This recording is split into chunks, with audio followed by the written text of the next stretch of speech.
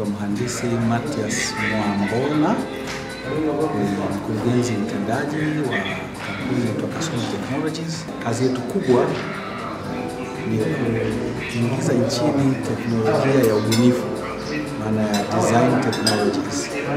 Na design technologies katika maeneo tofauti tofauti, katika miundombinu, barabara, kwa maana ya maji masafi, maji machafu, maji ya mvua, migodi, kwenye mitambo,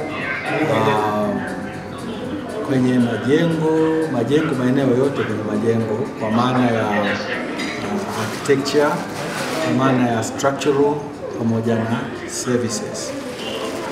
Hii technology tunayoileta hapa kwetu, tunawajulisha watu na kuwatambulisha inafanyaje kazi, lakini pia kuwafundisha ili waweze kutake off, waweze kufanyia kazi hizo teknolojia ambayo tunapatia. Inawezekana sana kwa sababu sisi tuna akili timamu. Engineers wetu wana akili timamu, vijana wetu wana akili timamu, maprofesa wetu wanafundisha vioni wana akili timamu. Labda tatizo kubwa lililopo ni adoption, yani jinsi gani ya kuasili hii teknolojia, ndio tatizo lililopo basi, na labda exposure, kwamba kwa kiwango gani watu wanajua kwamba hii teknolojia zinatufaa sisi na waweze kuadopt, siweze kufanya kazi kwetu hapa. Miundo mbinu yote inakubalika katika maeneo yetu, na nchi yetu haijajitenga na dunia nyingine, kwamba labda iko dunia tofauti ambayo labda landscape ziko tofauti. No, ni hii kwa hata hapa kwetu inawezekana tukawa na miundo mbinu mizuri kabisa, kila kitu kikaenda vizuri. Mwezi wa kwanza hapo wa pili tulitembelewa na katibu mkuu wa Wizara ya Maji.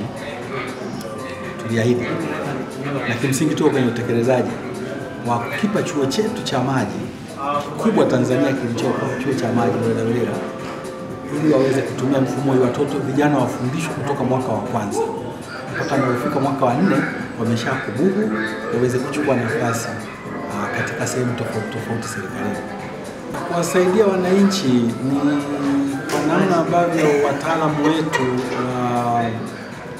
wa bunifu, wahandisi, washauri ambao ndio hasa wanapewa kazi ya kubuni miradi hii, waweze kufanya kazi na kukubali kwenda huko kufanya kazi hizo. Sisi kama tulivyo, huwezi kumfundisha tu mwananchi ambaye labda hana technical know-how, haiwezekani. Ni kwamba unamfundisha mtu, unamuuzia teknolojia mtu ambaye tayari ana ujuzi wa hiki kitu, kwa tunamuongezea ujuzi. Sasa badala ya kutumia makaratasi na calculator kudesign miundombinu ya maji, sasa kwenye software ambayo itamrahisishia kazi ya kufanya mwezi mmoja afanye siku 3, na maana ifanyike kazi kwa urahisi zaidi.